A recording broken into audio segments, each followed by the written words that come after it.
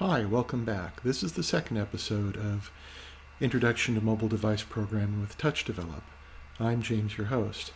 Today we're going to be talking about the difference between programming languages and scripting languages, explain a little bit about why TouchDevelop was chosen for this series, and we're going to walk through creating an app that asks for a name and then displays it on the phone screen.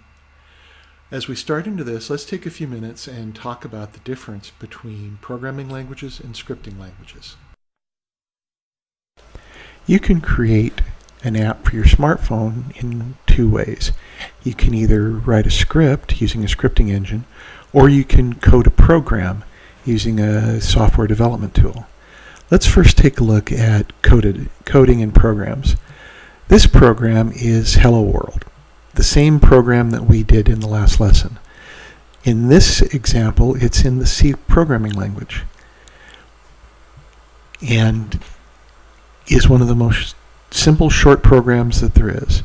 Coded programs can be very long, up to millions of lines. When you're ready to create your program and you've written it, you send it to a part of the development application called the compiler. The compiler's job is to take the lines of code that you've written and break them apart line by line and determine what exact execution code needs to be generated in order to make the computer or the smartphone or the tablet do what you want it to do. It'll take this code and do it line by line and then build it up and compile it, that's why we call it a compiler, into a file that is an executable program.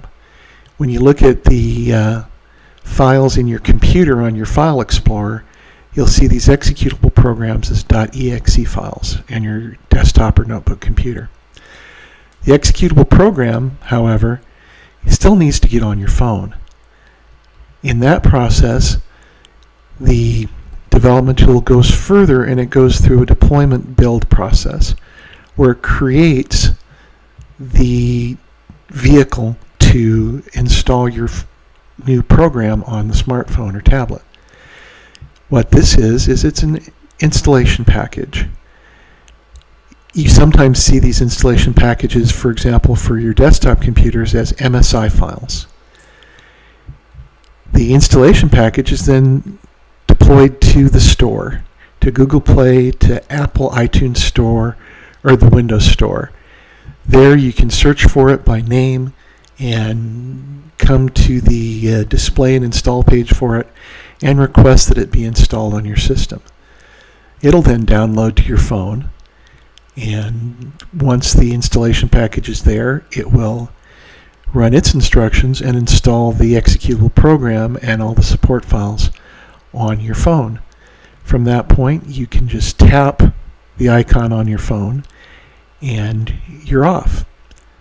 Scripting languages work a little bit differently.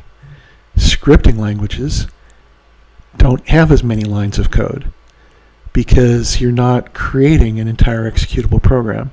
For example, in JavaScript, this one line is all you need to write to create Hello World.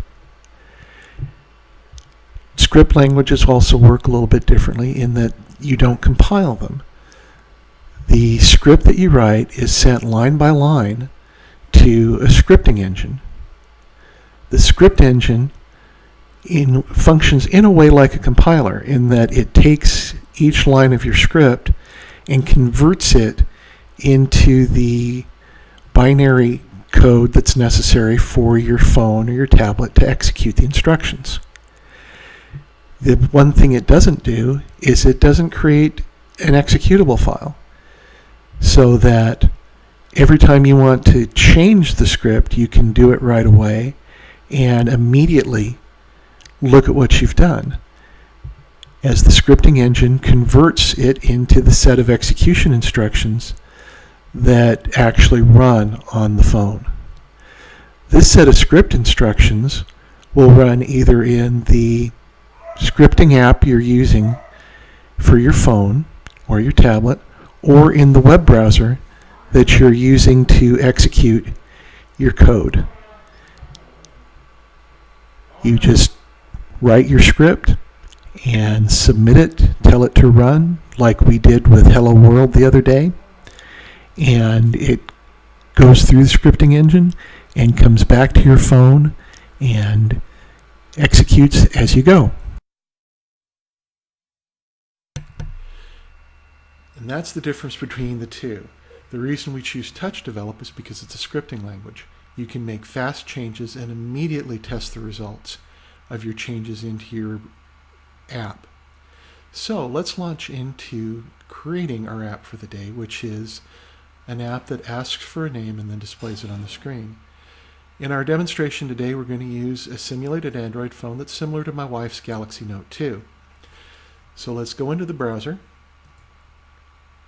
and get started. We're going to create a script, and let's call it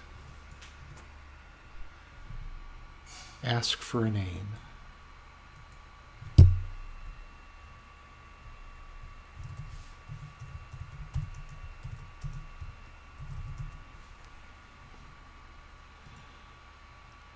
And so we have our start of our function. Let's start this. We have to start by creating some variables. So we're going to need a first name. So a common convention is to call that F name. And we want on the wall, ask a string, and the string we're going to ask is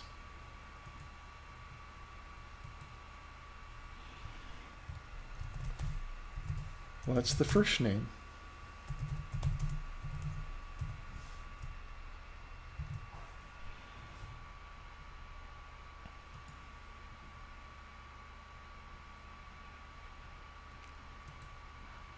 Then we need to ask what the last name is.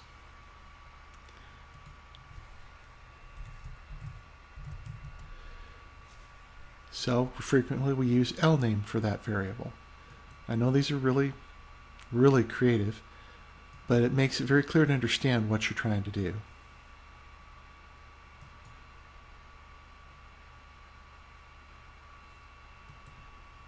So we'll ask, what's the last name?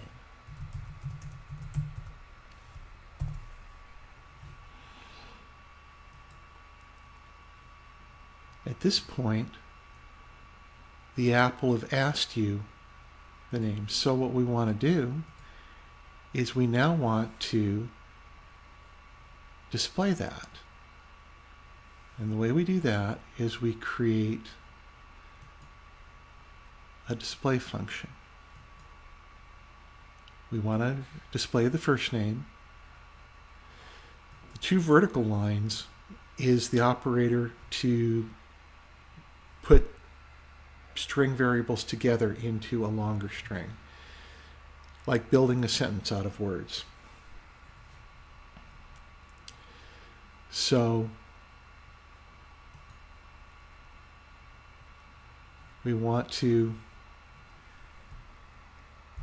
actually put a space between things.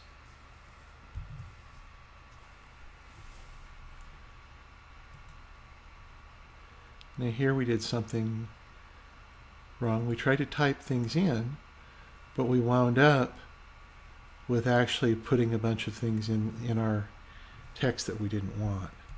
So we're going to take those out. And now we have our empty space. And we want to now, whoops, we did it again.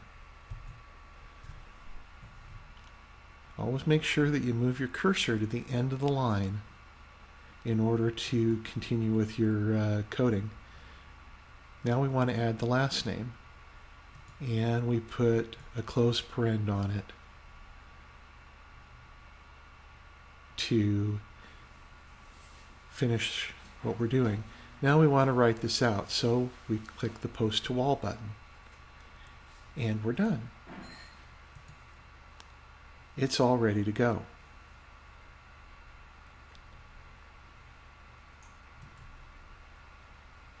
So we're going to ask for a name, and we're going to run it. So what's our first name? Let's pick Scarlett. Last name?